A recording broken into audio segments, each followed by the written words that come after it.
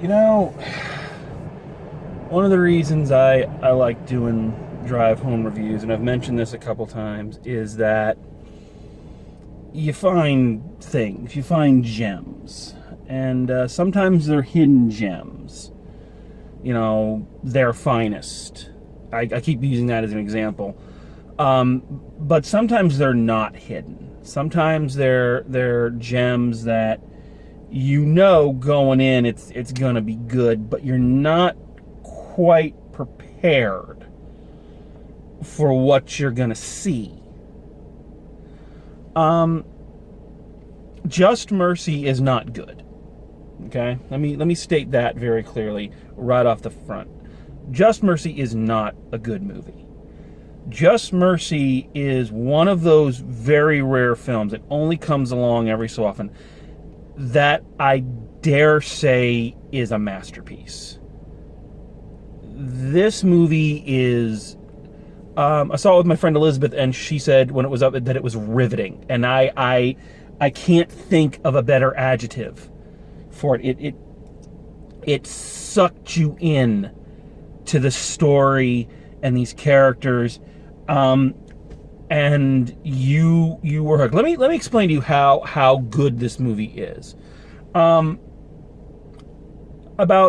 I'd say, 3/4 of the way through, I noticed something. I'm sitting back, I'm watching the movie, and I noticed something. And I get up and I kind of look around at the audience, and what it is there was not one fucking cell phone out. Okay? Now, that sounds dumb, but when you go to the movies as much as I do, it kind of becomes, I hate to say it, it's something you get used to, seeing that light out of the corner of your eye. You know, and going, the hell? And I suddenly realized, sitting there, that it was like, there wasn't that light.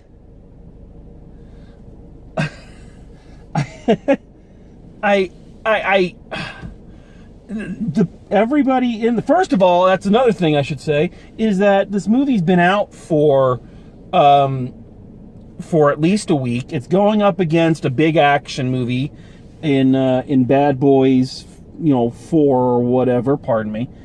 And yet the audience was still packed. The theater was full. So that gives you right there. But yeah, not one cell phone light. The audience was in it. They were invested, and you could hear it. You could feel it. That the audience was...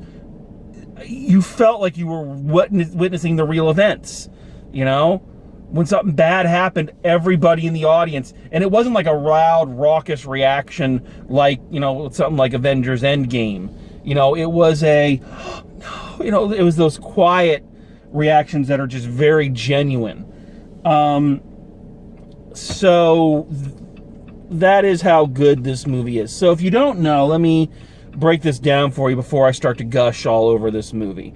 So the movie is a true story about a young lawyer, Harvard-educated black lawyer, played by Michael B. Jordan, who decides he is going to set up an office. I don't know what you call it, a collective. I don't know what you call it, what the legal term or the business term is, but he's going to set up an office to help people who can't afford proper legal representation, and his main focus are people on death row, and he's setting this up right in the heart of Alabama, where,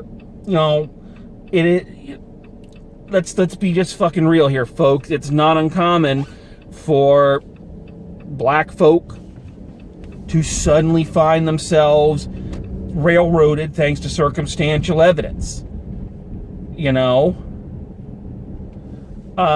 and he takes on several cases, the main one being a guy called Johnny D, as played by Jamie Foxx. And so the whole thing is him uncovering the evidence that was either ignored, mislabeled, totally discarded, and basically trying to get this guy out of prison, off death row, okay?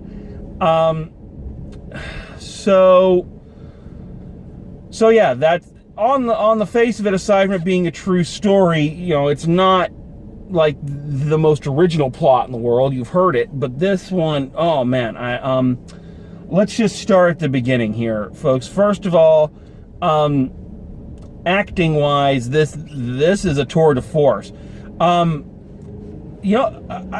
The only thing that makes me mad about Michael B. Jordan, there's only one thing about Michael B. Jordan I don't like. One thing, and it's simply this. Where the fuck does this kid get off being this fucking talented this early? What? How? Like, why? Where does he get off? I've said it before, and I'm going to say it again here, and I feel more and more justified every time I see a film of his. Michael B. Jordan is the future. He's not the future. He's the now. All right? Michael B. Jordan is possibly one of the finest actors working today. And the reasons he is so good are varied. So let's go through some of them. First of all, I love that he isn't an overexposed person.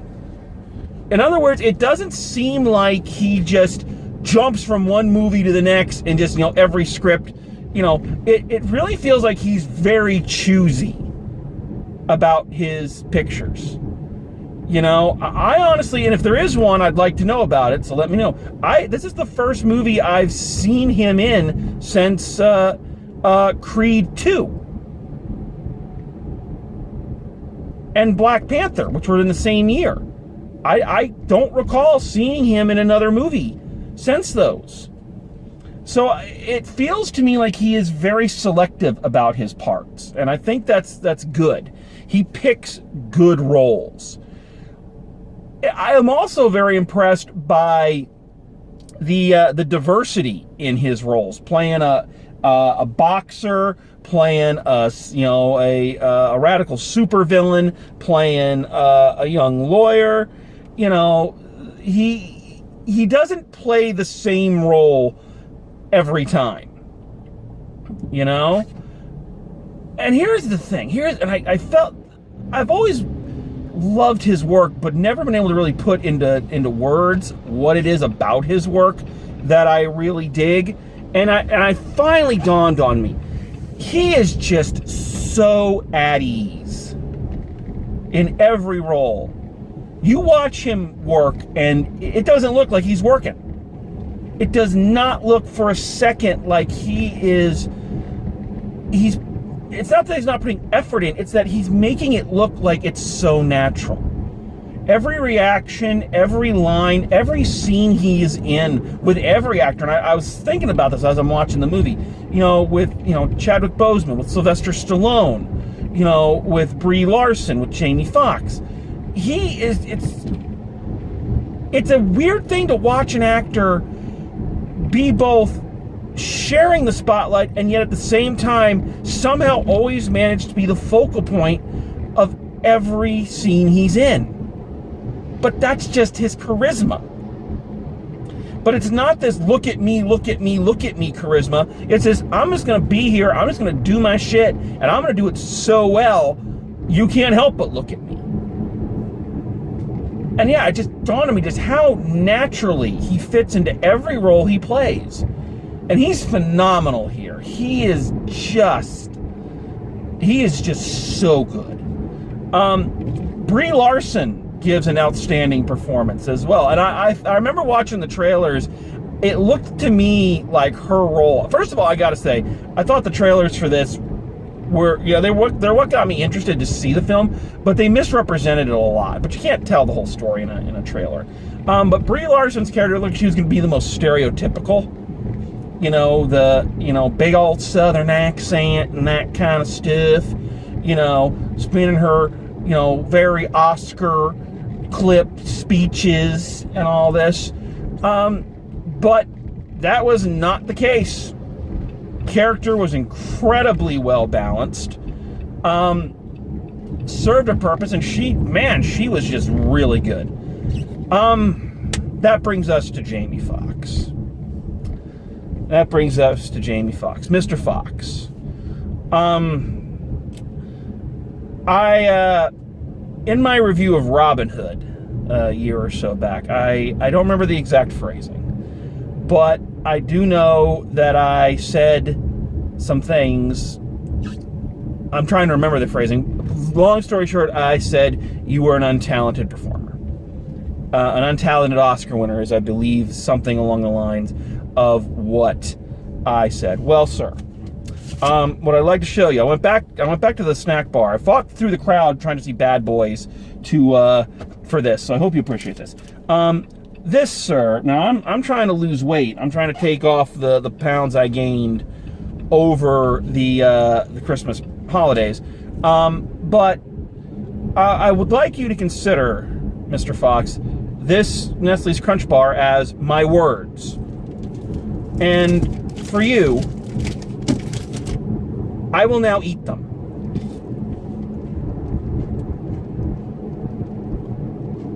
Jamie Foxx is amazing in this movie. Like, it knocked me on my ass how good he was in this movie. Like, I have never seen him give a performance this good. Like, ever. And it's kind of like, I'll equate this performance to? I equate it to Jim Carrey in, you can take your pick, either Eternal Sunshine of the Spotless Mind or The Majestic. Both films, I remember watching them both for the first time, and I had the exact same reaction to Jim Carrey as I had to Jamie Foxx in this movie, and it was, oh my God, he is so good. So, Mr. Fox, let it never be said that I am not man enough to admit when I am wrong, and I am not man enough to take one for the team in penance. Like I said, I'm trying to lose weight, but I will eat this candy, sir, because I am eating my words. You are a very worthy Oscar winner. I still don't think you deserved it for the movie you won for, but you deserve that Oscar. You deserved an Oscar for this movie. A lot of people deserved an Oscar for this movie. So, here's to you, sir. Here are my words. I'm gonna mess up this guy's name. I looked it up 3 times and forgot it each time. This is why it sucks that I do these unscripted. Another guy who deserves a real big nod for acting is Tim Blake Myers. I believe his name is either Tim Blake Myers or Tim Blake Nelson. I'm sorry, if I'm getting either way, I'm getting it wrong. But Tim Blake, I'm just gonna call him, plays a criminal that the officers of the law basically coerced into saying he saw Johnny D commit the crime. And he's a burn victim and all this. Oh my God, did Mr. Tim Blake give an amazing performance. And again, this is another role that it would have been so easy to go overboard. So easy to slip into stereotypical or cliche. And he never did. I thought he was going to. I watched like his first scene and he's doing the Southern accent, and it's like he sounded a little too much like Daniel Craig in Logan Lucky and Knives Out. And I'm like, oh, he's just gonna ham this up. And no, sir. No, he did not. It's an excellent performance. I can't point to a performance in this movie that isn't excellent. There's another inmate that has the cell next to Jamie Foxx, who is also on death row, an older guy with post-traumatic stress from Vietnam who planted a bomb and killed a woman, and he ends up going to the chair. Sorry, spoiler alert. And man, that guy, I didn't recognize the actor's name playing him, but man, he was superb. Everybody was superb in this movie. Like, everyone. I also got to give this shout out to the director. The director, I did not recognize the director's name, but I'm going to look it up. Trust me on that. The director did such an amazing job with this film. And little things. Let me tell you one thing I noticed, and this is a director thing, I think. So they have this white officer at the jail, and I don't know if they ever say his name, but he's a younger guy. And the first scene he's in with Michael B. Jordan, Michael B. Jordan is going to visit the inmates on death row, and he forces him to have a strip search. And it's a humiliating scene. It's really early in the film. It's a humiliating scene, because it's supposed to be. And you're thinking, oh man, this guy's just another cracker-ass racist. And throughout the film, without lines, without giving him a lot of dialogue, through just watching this kid react to what is going on around him, react to the treatment of the prisoners, react to them, react to the situation, you see that he is not a racist. Or if he was, he is rethinking it. You know, he is learning. And that's great acting, but that is smart directing. You're telling a side story. You're taking nothing away from the main story. You don't need the character to get up on a soapbox and give a speech about how I was once a racist and now I'm not, kind of thing. You just those little things, and it made a character. You know, the thing about this movie, guys and gals, is you wish it wasn't so topical. You really do. It's one of those movies. It makes you sad. It makes you happy, but it makes you sad at the same time, because you leave going, shit. And first of all, the movie takes place in the fucking 90s, so despite what you might think, that was not that long ago. And second of all, you realize, fucking A, we are still shit deep in this. Fuck. You know? What a...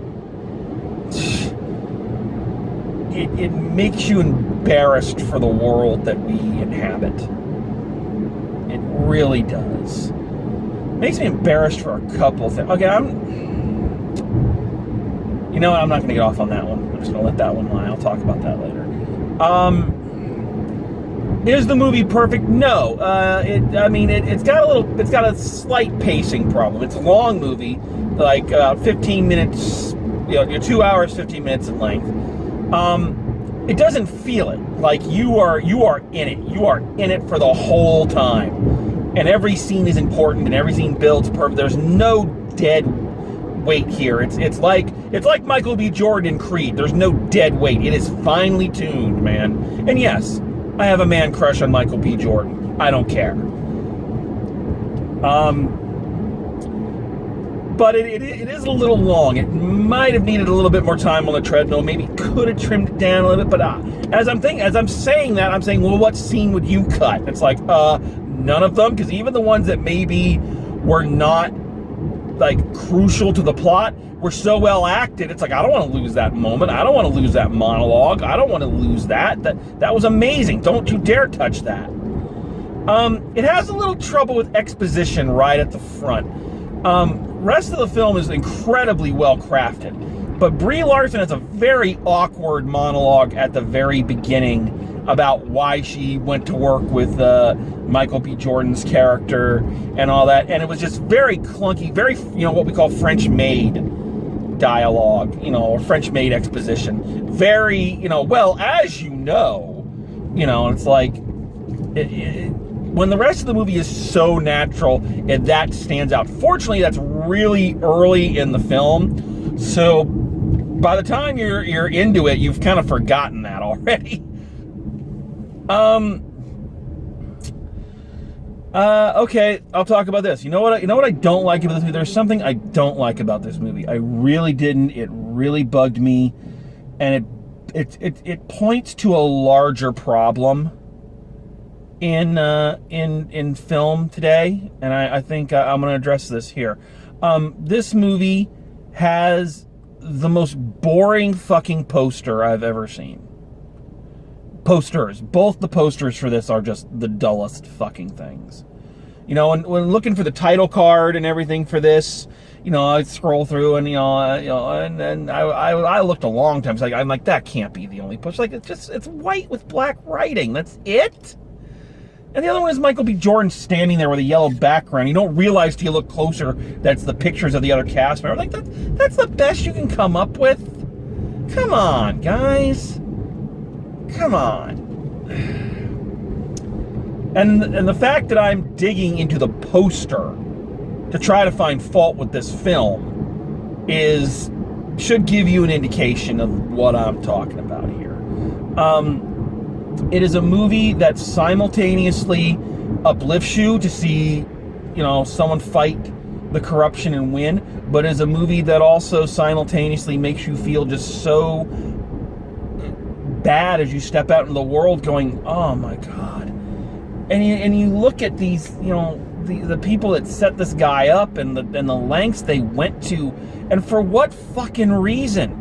And here's the thing, is that throughout the movie, you never show them, but they talk about the parents of the girl that he supposedly murdered, and this is tearing them up, and they just want to put this behind them. It's like, see, you realize though that there is no peace. The fucking guy that did it is still out there. In the time it took you assholes to cook up all this shit and frame this guy for what? Because he was black?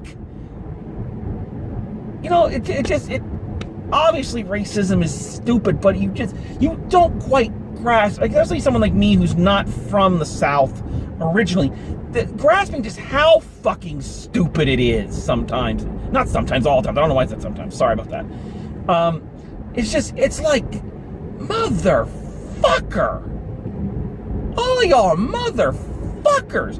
And it shows that in so many subtle ways. Like, Michael B. Jordan finds audio tapes of the original interview they held with the inmate that they coerced into saying that he saw the guy do it. And it's like, and on the tapes, you hear him saying, "No, I didn't know the guy. I've never met him. I've never seen it." And you're like, okay, fuckwad, you have this shit that will blow everything right up. Why did you keep it? Why did you file it away? And I'm sitting there thinking about that, and Elizabeth had to explain to me, because she's from the South, that, they just didn't care. They didn't think anyone was going to come after them.